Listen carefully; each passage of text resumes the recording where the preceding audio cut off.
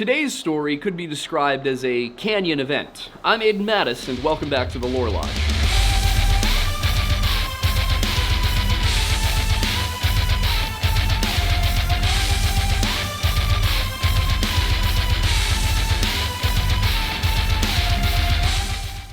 In 2019, Reddit user Rakura Kukibishi posted this image to a nature sub labeled Black Diamond, Washington State, USA. The emerald green waters and dense forest are beautiful, but what really made this post so interesting was not the eye-catching photograph. It was a comment reading, "Hey, if this is where I think it is, I'm pretty sure I was almost a few miles from here." After receiving several inquisitive, well, you can't just say that and not elaborate type responses, Reddit user Valerian Jedi gave a basic account of his experience. He'd been hiking and camping in the backcountry of Mount Rainier State Park when he sensed that someone, or perhaps something, was stalking him through the forest. While the discussion garnered only a few upvotes and a small number of replies on the r/Earth Love subreddit, several users suggested that Valerian Jedi take his story to a few other communities. And for the sake of narration, we'll be referring to this user as Val from this point on. One person suggested the subs r/NoSleep and r/Creepypasta,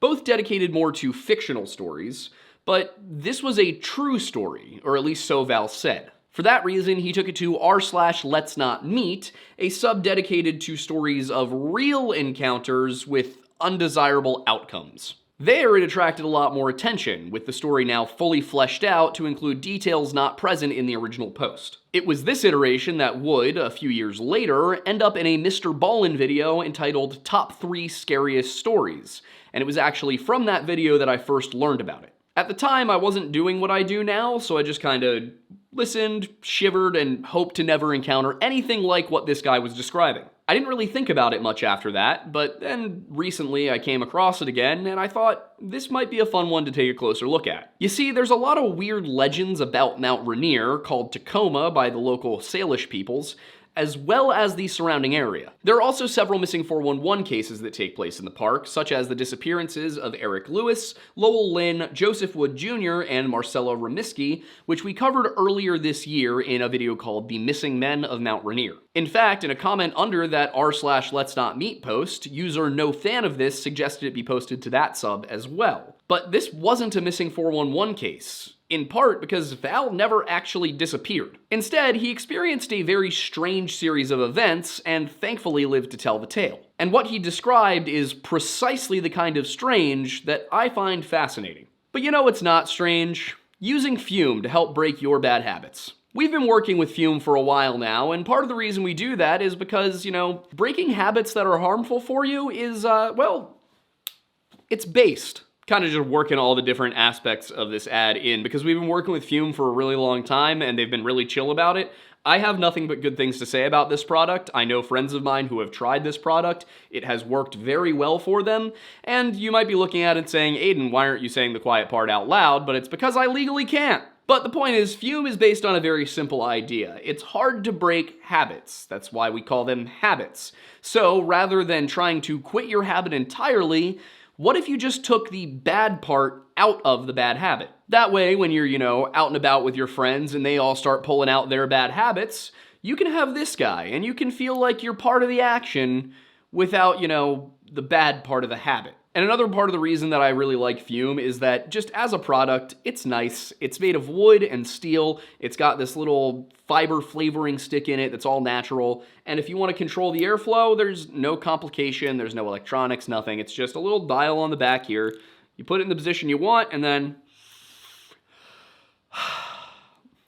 raspberry fresh. Speaking of raspberry, that's my favorite flavor of these, the raspberry lemon, but I also really like the white cranberry, and there's a whole bunch of other ones that you can choose from. So this holiday season, give the gift of better habits with Fume. Head to tryfume.com/lorelodge and use code LORELODGE to get your free Fume topper when you order the Journey Pack today. And if you're really lucky, you might even win a special edition gold-plated Fume device. Once again, that is tryfume.com/lorelodge, or scan the QR code on your screen and use code LORELODGE at checkout to grab yours today and make someone's holiday season unforgettable.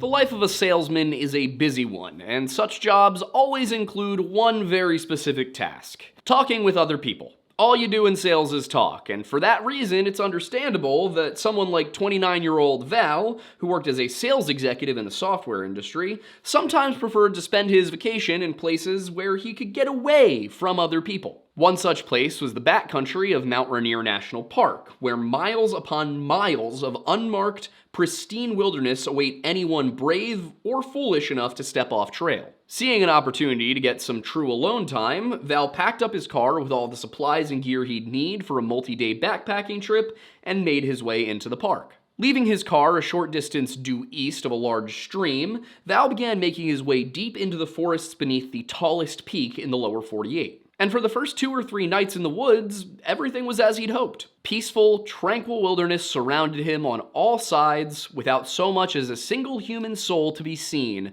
for miles in any direction. All of that changed when one night, Val awoke to the sound of something rustling outside his tent. Curious, he unzipped it to find that a man was sitting just a couple of feet away, basically right where his fire had been earlier that evening. There was nothing particularly noteworthy about the guy, who Val further described as just a fairly regular-looking dude. He wore jeans and what appeared to be a Carhartt or similar brand hooded jacket, and seemed to be relatively well-groomed as well. Aside from the fact that this stranger was sitting next to a dead fire for no conceivable reason, the only truly odd thing about him was that he didn't have a backpack. Given how deep into the park and how far off any trail system they were, Val felt it was pretty much impossible to survive without one, and figured the man must have a backpack somewhere nearby. But whatever the case, Val didn't really have a ton of time to think about it. As soon as this man realized he's been spotted, his eyes went wide and he bolted off into the darkness. The experience was odd, and Val felt shaken about it throughout the following day. Eventually, however, he was able to put it out of his mind, telling himself that it was just some odd occurrence, and that the guy was probably high or something and had somehow managed to set up a camp not far from his own. Still, out of an abundance of caution, Val spent that day as well as the following hiking 10 to 15 miles in totally random directions, such that nobody could possibly take the same path by accident. On the first night after his weird experience, everything went fine. He set up his camp, he went to bed, and he slept through the night without incident, and he figured that when he bedded down for the second night after, it would be the same. He was wrong. That evening, as he sat by his fire, he heard something rustling in the brush just beyond the range of the firelight. At first, he considered that it could just be a wild animal, maybe a deer or some other inquisitive mammal, but as time wore on, he became more and more certain that whatever was lurking out there just out of sight was a human being. Seeing no other option besides simply ignoring it, Val called out to whatever was watching him, only to hear a response that confused him even more. From the darkness, a deep voice called out, "Do you know how to get to Bell's Canyon?" Val was thrown. Was there even a Bell's Canyon in the area? He didn't think so, and he said as much. But the stranger didn't leave. Instead, he just kept asking Val questions. Had Val ever been to or heard of such and such made-up sounding place? No matter what the answer, the voice out of the darkness would just grunt an acknowledgement, pause, and then ask yet another question about yet another unfamiliar location. Val went along, if for no other reason than to not piss off the potentially crazy person sitting just outside of his line of sight. Finally, after about 15 minutes, it dawned on Val that something sounded different about this voice. In particular, it sounded closer. Still, whoever Val was speaking to remained shrouded in darkness, so, disconcerted, he turned his flashlight on and aimed it towards the voice. And as he did so, he was deeply alarmed by what he saw. It was the same man from 2 nights before, and given the path they had taken after their first counter, Val knew that could only mean one thing. Whoever this stranger was, he had been following Val for the last 2 days. As with their last encounter, the moment the man realized he was spotted, he bolted right back off into the forest. Val initially gave pursuit, but then stopped after only a couple hundred feet. It was dark, and the last thing he needed to do was get separated from his fire, his gear, and his other supplies. He was very deep into the forest, and while he doesn't mention it at any point in his post, he appears to have been camping illegally. He was backcountry camping, not in campsites, in a place that you have to camp at the backcountry campsites. So what that meant, him being out there illegally without a permit, not at a known campsite, was that nobody actually knew precisely where he was. He was just somewhere in Mount Rainier, and that's if he told anyone where he was going. He had placed himself deliberately out of reach of aid, and losing track of his backpack in a place like this could mean death. That thought process brought his mind back to the enigmatic character who was apparently stalking him through the woods, as he realized yet again that this man had no backpack. The only possible explanation, he thought, was that the guy must have dumped it nearby so that he could sneak up more easily. Even so, he wondered, how was this person able to move through the dense, dark forest so effortlessly? Whatever the answers, Val did not care to stick around and find out. In the morning, he decided it would be best to make his way out of the forest, though doing so would probably take him several days, especially if he wanted to avoid being followed any further. To that end, using his compass and geographic landmarks to navigate, he started back for his car. Every now and then, he would double back, change the trajectory of his path, or hide behind a bush just to see if anybody was still trying to tail him. Thankfully, it seemed that nobody was, at least until the first night of his hike out. Twice, he wrote, I heard what sounded like a person walking in circles outside my tent, but when he peered out, he could see nobody at the campsite. The following day was much the same, though when the night came, there were no strange footsteps outside of his tent. There were, however, weird, nearly animalistic noises coming from the forest beyond the safety of his fire. Not like coyotes or wolves, but rather the cries of a human mimicking their howls. When he finally emerged from the forest, 3 days after starting his trek out, his only real priority was getting out of the park. He just didn't want to be there anymore. Years after the incident, which occurred sometime between 2012 and 2017, Val wrote that it was, to this day, probably the most terrifying experience that he's ever had, and that he had no idea who the guy was or what his intentions were. It was simply a very peculiar, inexplicable situation, and it terrified him to his core. From that point on, he resolved not to go so deep into the backcountry, and especially not alone. And he may be right in doing so, because, as it turns out, this may not be the only time this has happened.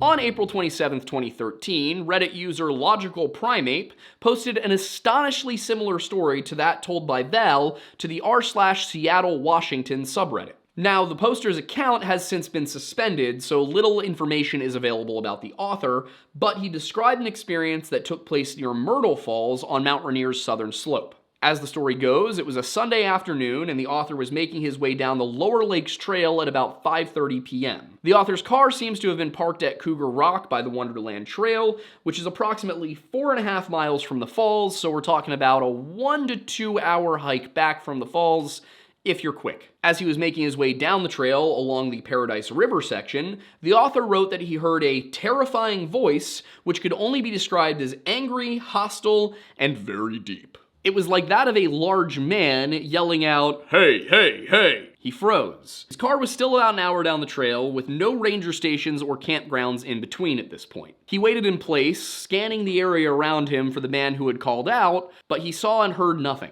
Then, the yell came again, only this time it was closer, and with something of an edge of hostility. He fumbled for his pepper spray and knife, and while it would be preferable not to have to use them, it was better to be prepared than off guard. A horrifyingly long minute passed without incident, and the author then began to hike downhill once more. But after some 15 minutes, the voice called out again. This time, it wasn't just a salutation, but a question. Hey, you, where is Bell's Canyon? Perplexed, the author stopped, turned around, and asked into the void, "I'm sorry, what's your question? I can't see you." There was no reply. Thoroughly freaked out, he began jogging downhill, keeping his pace for about 20 minutes before slowing down to once again check on his surroundings. All was clear. Then, 5 minutes later, it came again. Do you know how to get to Bell's Canyon? According to the author, this was the final straw, as he called back, "I don't, never heard of it. Sorry, I have to go, I'm late to meet my friends on the trail." It was the wrong and very British-sounding thing to say. Agitated and still out of sight, the stranger yet again asked, screaming now,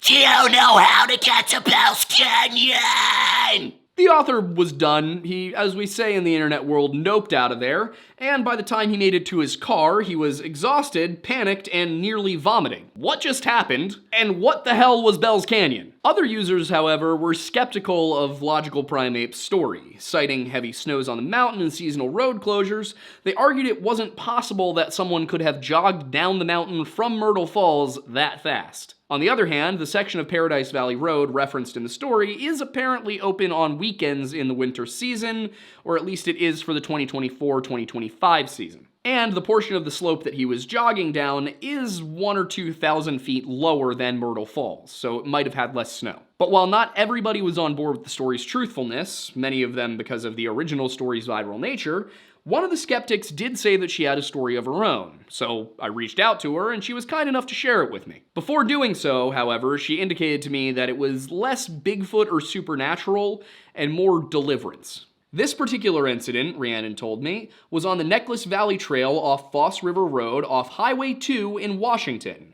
The trailhead is remote. It's about 5 miles up a wilderness road after leaving the highway, with the nearest populated area being the town of Skykomish. My informant here was out backpacking with friends for 2 nights prior, and about 5 miles from the trailhead, she simply felt too exhausted to continue and decided to instead make camp on the side of the trail. She sent her friends along, knowing that they had to be at work early in the morning, and then after a couple hours of rest, she decided that she could make the last stretch, packed up her campsite once more, and started down to finish the hike. She was just 1 mile from her car when it got dark, and then about a quarter of a mile after that, the trouble started. Noises off the trail, heavy sounding, caught her ear. She had seen no tents or people in the last 2 miles, and there were no known campsites in the area. A bear, maybe? She turned around with her phone flashlight aimed at the trees, but she saw nothing. And at the very same time she did so, the noises in the trees simply ceased. She waited, and after an extended period of silence, resumed her path back down the trail. The moment she did, however, the noises started up again,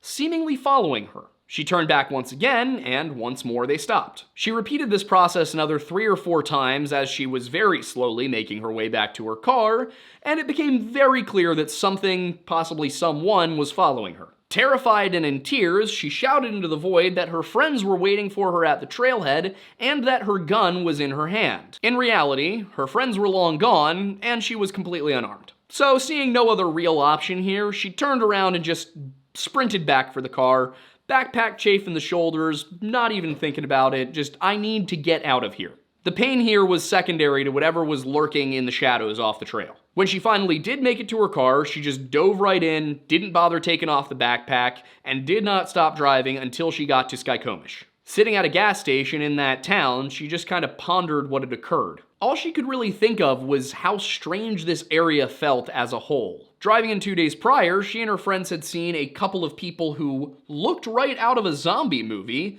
walking down the road near the trailhead, miles from the nearest town. And on another occasion, she'd seen a man with ripped overalls half falling off his body, covered in blood and looking very out of sorts. Other friends had also told her of strange experiences and how they'd switch up their entire route in Rainier due to encounters with people who are not there to hike. Specifically, men alone acting mentally unwell and not in hiking gear. She closed out her story with a statement that I just at this point have to agree with, that being, Washington has some really weird shit in the woods. And depending on who you ask, that shit can get a lot more weird.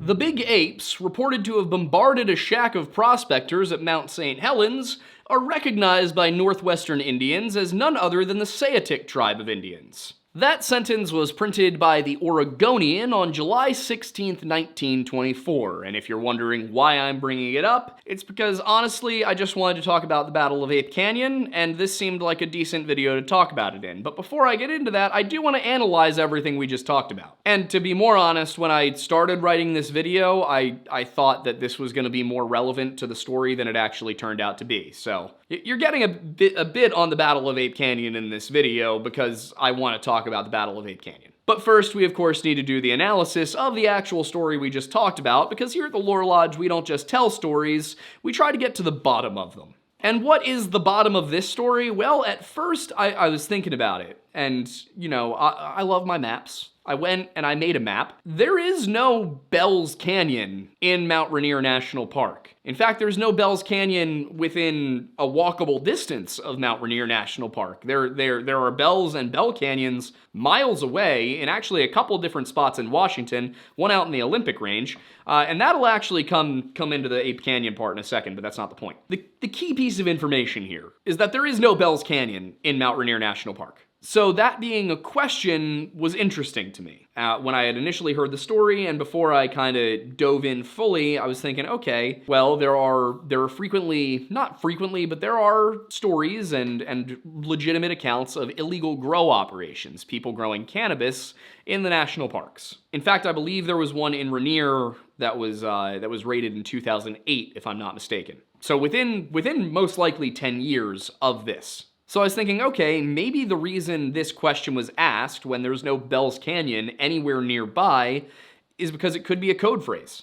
The reason I thought this specific question would be good is that there's no way anybody from the area who's not supposed to be there is gonna know the answer you're looking for, because they can't just say, oh, it's a few miles east of here. They're gonna say, what's Bell's Canyon? I don't know where Bell's Canyon is. So anybody who says that, isn't supposed to be there, isn't your friend, you wanna keep them out of whatever you're doing. In this case, as I was thinking about it, probably illegal drugs. But the thing is, if that's what this was, the very first instance of him not knowing what Bell's Canyon was probably would have resulted in somebody trying to chase him off. It wouldn't be him getting followed silently for 2 days, and then the person asking him about Bell's Canyon and a bunch of other locations that probably don't exist, or at the very least are not relevant to the area at hand. So this probably wasn't a sentry for some kind of operation going on out in the woods. But if not that, then what? One of the big issues I had with this story is that while Bell's Canyon isn't in the park,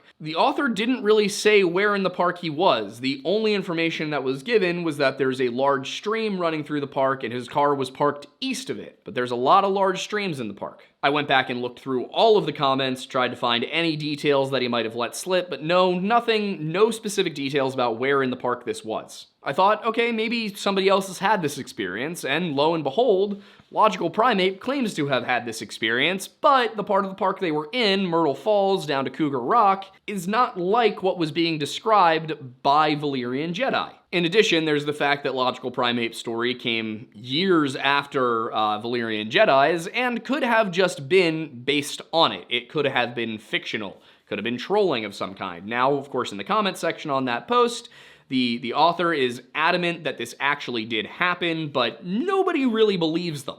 The user insists that they don't know anything about Mr. Ballin and hadn't heard the story before from him, and that they hadn't seen Valyrian Jedi's, and it was posted on entirely different subreddits, so looking at it, it's hard to say. It could be that this person was just messing around. The account was not that old at the time it was posted. The account has since been suspended. I went and I looked through their post history and it was interesting. I had to use Wayback for that, but I couldn't tell. I'm leaning towards the side of it's more likely this is fiction and it was just an attempt to get some attention. But on the other hand, it's not impossible that this did happen. It's also not impossible that years on, somebody decided to play a prank on somebody who was alone at Mount Rainier by hiding in the bushes and yelling, do you know how to get to Bell's Canyon? So the second story wasn't very helpful either. The third story was interesting to me because it proves that yes, this kind of thing does happen to people, but it also happened way outside of Mount Rainier. Like a good distance outside of Mount Rainier. That got me thinking, okay, well, maybe where Rhiannon was and where Valyrian Jedi was are actually the same place, and, Valyrian Jedi did say he was hiking near or around Mount Rainier, but then he also says that he was in the park at one point, so it's all very confusing. But what we've learned is that there are lots of people who have experienced weird dudes out in the woods in Western Washington. I will say Rhiannon's story is by far the most believable of the bunch. She gave discrete locations, it is verifiable, these are places that I was able to go and look and be like, okay, yeah, you have properly described this area. With rare exception, I am much less skeptical of stories that provide those kinds of details than ones that give sort of vague ideas of where something might have happened. Because when you're trying to tell if something is, a fictional horror story versus a real account, people who are trying to convince you that something fictional actually happened are less likely to give you details that will lead to you finding out they're not telling the truth. You know, if I'm trying to convince somebody that something I made up actually happened to me, say, while Thornbury and I were down in Appalachia, I'm not going to say, oh yeah, well we were at mile marker 3 on the Anthony Creek Trail and Bigfoot jumped out and mooned me. No, I'm going to say I was on one of the trails, you know, kind of near Cades Cove, but I don't want to say exactly where because I don't want anybody trying to track me down. I'm going to do something like that, you know? So I'm not saying that's what Valyrian Jedi was doing. I think given what he described, it is very possible there's no good way to explain where he was, but also he was admitting to doing something illegal, and therefore it makes sense to not give more details that the Park Service could find a way to use. So given the details that we have from these various stories and from what else I've seen about Rainier, it seems like it is very possible that this actually did happen to both Valyrian Jedi and to Rhiannon. I don't really know about Logical Primate. That one seems like if anything it was probably somebody playing a prank, and it may have been him playing a prank. Rhiannon I completely believe. There probably was just some weird dude out there in the forest who saw a woman alone and thought, I'll follow her, because that does happen. As for Valyrian Jedi, the thing that I'm hung up on is the description of this guy as looking so normal, yet behaving so oddly in the place that they were. You tell me this happened on a trail? Got it. Okay, just kind of a weird dude. You know, maybe somebody who's a little socially awkward or who's on the spectrum somewhere. The fact that they're dressed in normal clothes and well-groomed suggests that they live in civilization, you know? But this wasn't on a trail. This was, as he said, miles upon miles off trail. Now, I don't know where. I would guess the northern side of the park because there's fewer trails, but you can't really say. The thing is, it doesn't sound like some kind of wild man. And when I say wild man, I don't mean feral humans. I don't mean like a community of those living out in the bush. I don't think that that's impossible in certain parts of the continent, but I would be surprised if it was in Mount Rainier National Park. What I mean when I say wild man here is somebody who just lives, you know, off in the wilderness. We've had a number of people confirm that is a thing in the Great Smoky Mountains. I would not be surprised if it was also a thing in Mount Rainier, but this guy doesn't fit the bill. So right with this story, all I can really say is it sounds like it's potentially maybe it's a drug addict, maybe it's somebody who does live out in the forest, but you know comes into town now and then. I would struggle to understand how this person would function on their own if they were as odd as was described here, but then again, it's possible. I mean, not long ago, we did look at a case of somebody who lived their life like this. Not quite that deep into a park, but when we looked at Jordan Grider, he was a guy who lived out in the woods. He lived basically out of his truck. He would set up a campsite and he would just stay there for a while. So maybe this was a situation like that. There's too many things in this story that could have an explanation for me to look at it and think this has got to be paranormal. But what I found so very interesting about it is that this region just has a history of people encountering other human beings out in the wilderness who are clearly human, but don't act like it. And when I'm talking about that, one of the big incidents is the Battle of Ape Canyon, which if I remember correctly, the main storyteller here was a guy named Marion Smith, another one was Fred Beck, and for years Beck maintained that this did occur, that they're out there in early July, they're up near Mount St. Helens, and they were in a place that is to this day now called Ape Canyon. They were hanging out in a shack, they were just doing some prospecting, and one night, some versions of the story talk about them having a seance, some they were just, drinking Mountain Dew, so to speak, because, a lot of the miners came out of Appalachia, they brought their moonshine recipes with them, so some people were like, they were just drunk. Other people were like, they were just smoking that good stuff from Canada. Apparently, back then it was Canada that produced the quote-unquote good stuff. From what I hear, they also actually still do that, they just do it legally. But for the men who were there, they insist that that night, as they're just kind of hanging out, getting ready for bed, late in the evening, they started hearing rocks being thrown at their shack. And they go out and they look around, and after some back and forth, some hooting and hollering that comes out from about, they see these giant, 7-ish foot tall gorilla-looking things. Basically very hairy-looking human beings. Very large, very hairy human beings. In the morning, after all of this has been survived, they go out, they find a number of rocks, they find some four-toed footprints, and they go back and they tell rangers, they tell authorities.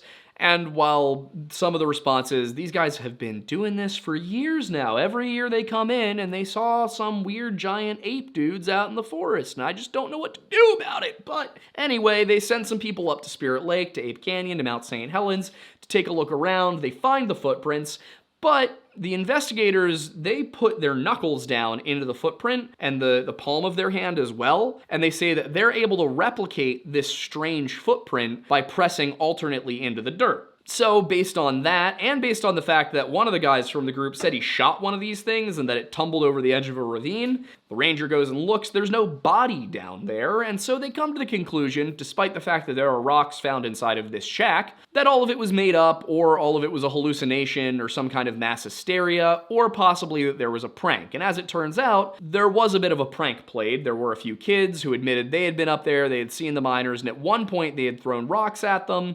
But if I remember correctly, the kids kind of stopped short of saying that all of this was them. But what's very interesting is as the rangers are totally discounting this as, oh, it was just a prank played by some kids, the people of the Klallam tribe took it very seriously. Or at least, they sure made it seem like they did. Specifically a guy by the name of Jorg Totski. And that bit I read at the very beginning of this segment is from the article written by Totski. He goes on to say that Northwestern Indians have long kept the history of the Sayatic tribe a secret, because the tribe is a skeleton in the Northwestern Indians' closet. For them, this was not a trick played by some kids, this was an appearance and possibly even, something of an attack or a mischief at the very least, by this group of enigmatic wild men that they have throughout their histories. Now, like I was when I first came across this, you might be a little skeptical about why this just shows up in the record at that point.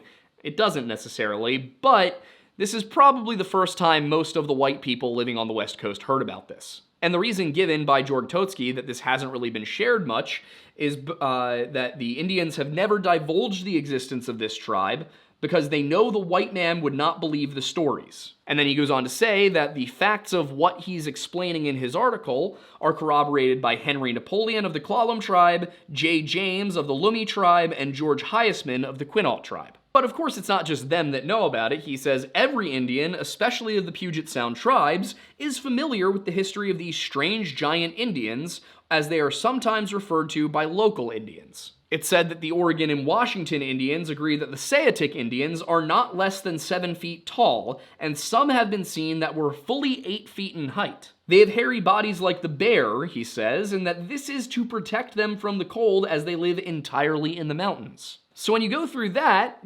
this is what these men were describing, and if Totski was being sincere, and from what I can tell, it seems that he was, it's interesting. It's at the very least interesting that this is a story, that it's not just something made up by the miners. Is it possible the miners knew these stories? Absolutely. But why do the stories exist? And I should be clear that it doesn't stop there with, oh, well, they're just big, hairy dudes. They also are said to hunt their game using hypnotism, and that they have great supernatural powers, as well as the gift of ventriloquism. I've come across this thing about hypnotism a number of times, and one thing that I've begun to wonder is this a description of people using poisoned blow darts? Because in one of the stories I read about these things, again, from a Native American source, and by the way, the reason I'm using the term Indians here is because I am directly quoting from the text. This is the terminology Totski used.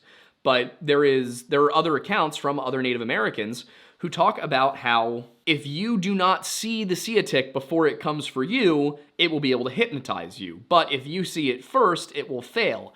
And to me, that sounds like, if you see it, it's not going to launch a blow dart at you. If you don't see it, it might ambush you. This is a very easy type of weapon to make, it is a very easy type of weapon to use, and there are plenty of psychedelic compounds that could be put onto something like that. Or, if we're not even talking about people being hypnotized into following, it might just be a neurotoxin.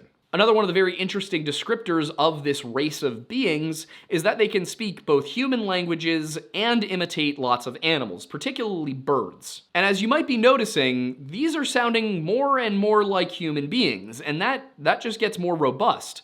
For example, when they interact with other people, they are typically not aggressive, but if you hurt one of them, they are known to hurt 12 of you. Their normal interactions with other tribes were typically on the mischievous side, playing practical jokes, or if at times stealing women, like they would come down and steal wives. We have a couple of videos on Bigfoot in general. If you are interested in Bigfoot as an anthropological topic and not necessarily, Bigfooting or, Alaskan killer Bigfoot stuff, I highly recommend watching our Bigfoot series. There's 3 videos in it currently.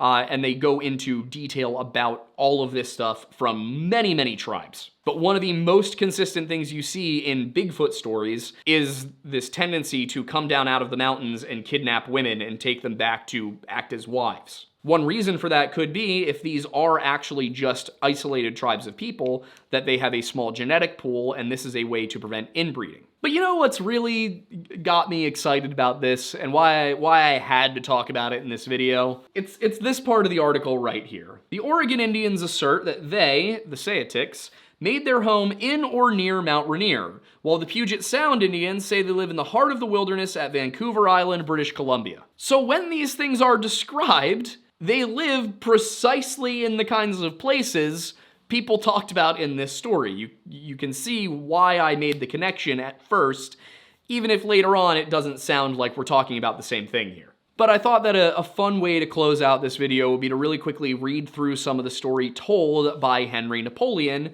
who claimed he had actually encountered these things. So, without further ado, Aiden, the mood lighting. Beautiful.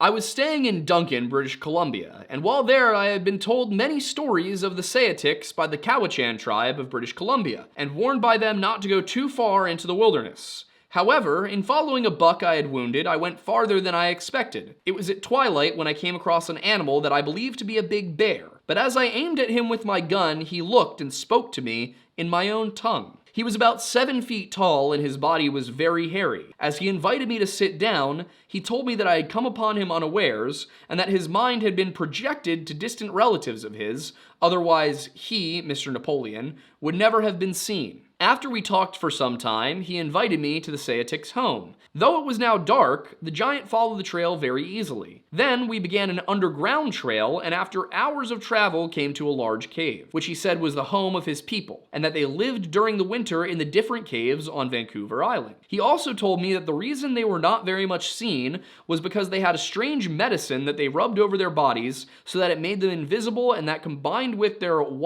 waktinising, or hypnotic powers, made them very strong Tamanaweas men. They also told me that they could talk almost any Indian language of the Northwest. The next day, they led me out, and just at twilight, I came out of an underground trail, and they accompanied me to within a mile of the Indian village I was staying at. As I was reading more and more stories of these things, it's kind of the generally agreed upon aspect that they take these underground trails, which to me sounds like they, have cave systems that they know how to navigate. And it says that they move through the mountains, which could be seen as moving through caves in the mountains, or it could just mean that they travel mostly without leaving the mountains and going into the lowlands. Now, one of the terms used in there was Tamanaweas, which is a term, as far as these articles are concerned, written again by Georg Totsky, who was a native man. The Tamanaweas is the soul power. And this soul power is what differentiated the Saitiks from the rest of the natives of the Northwest. Now, the relevance here is that according to Totsky, the tradition of the Pacific Coast Indians bears out the fact that they were animals at one time, and during the process of evolution, when they were changing from animal to man, the Saitiks did not absorb the Tamanaweas, or soul power, and they became an anomaly in the process of evolution. Now, that's an interesting statement, and I think it's worth reading a little bit about how else these things are described. It's also probably worth mentioning that the local Indians assert that the Saitic tribesmen generally make their appearance around Mount St. Helens the later part of July, and as a general rule do not remain there very long, and that after this, they move north to the Olympic Range, where they do their fall fishing in the upper parts of the Quinault and Brin rivers, and then about the 1st of November, they make their way back to Vancouver Island. So another very interesting aspect about these Saitiks is that there seem to also be 2 classifications of them. There are the ones described by Henry Napoleon that, speak like humans and are kind and, helpful and just treat people like people. But then there's a lower class of them that are called Tyapish or Tyops. And one description of these Tyapish or these Tyops is given by Alan Chenois or Chenois. I'm not sure exactly how it's supposed to be pronounced, but he says that his uncle, Old Man Chenois or Chenois, told me once that he found a party of other Indians while out hunting some years ago and came upon a band of the Tyapish Indians during their evening meal. And the way he describes them is, first of all, giant and speaking to each other in queer animal sounds. And the uncle in this story could not understand them. And it even says that one of them licked his greasy paws, I'm thinking they're using paws as a term for hands here, and then wiped them on his naked sides, and that crouched around him on their hames were several others. I'm not sure what was meant by hames. That might be something that was just mistranslated when I copied everything over. It was a process. But what's important there is that they're described as being naked. They don't wear clothes, they speak in animal sounds, more grunts. It sounds like there is a distinct division between these two kinds of Saitiks. And it goes into some slightly further detail here. It says, in appearance, they were much the same. I can't tell if it means as humans or as Saitiks proper, the not more feral ones, I guess would be the way to put it. But it says that they were tall, narrow-hipped, and had crooked legs, and at the same time were deep-chested with heavy arms and enormous hands. They were covered with thick hair and had large breasts. Their heads were matted with uncut hair and black glittering eyes like the eyes of birds. Their jaws were massive. At one side of them, partly devoured, lay the carcass of a deer. It was a clear starlight night, and we could not make them out very plainly, but they were so ferocious looking, my uncle said that we did not have to stay very long. So just what I think is very interesting about that entire story is how much detail there is in it and how well thought out it is. It doesn't sound like something this guy just made up as a prank as soon as he heard about this story. That story being the Battle of Ape Canyon. It sounds like something that has a good amount of backing to it in that culture. And even more interestingly, it shows an understanding of divergent evolution. During the process of us going from animal to human, I don't know if that's, because I haven't looked too deeply into this part, I don't know if that's them saying, well, we started off as a completely different kind of animal and then transitioned to being human, or this could be a description of acquiring sapience. And beyond just understanding there is a I guess, taxonomical difference between us and Saitiks, they also understand that there is a subdivision within the Saitiks of these kind of, I don't know exactly what terminology to use here, but these more wild types, and then you have these more civilized types. And of course, all of this sounds so very similar to what you get just a little bit north of Washington when you get up into British Columbia, and you have the stories of the Saskets. But if I were to go any deeper into that stuff, this would become its own Bigfoot video, and we have one. And I would implore you to watch it, because I worked really hard on it, and it didn't do very well. So if you would like to support what we're doing here at the Lore Lodge, that's one way you could do it, is just go back and watch the videos you haven't seen. We'd greatly appreciate it. You can also share them, but if you want to be very, well, also commenting and liking helps, obviously, but thank you for that. But if you would, like to be a little bit more direct about it, you can become a member right here on the YouTube channel for $1 a month. You can also do exactly the same thing over on Patreon for $1 a month.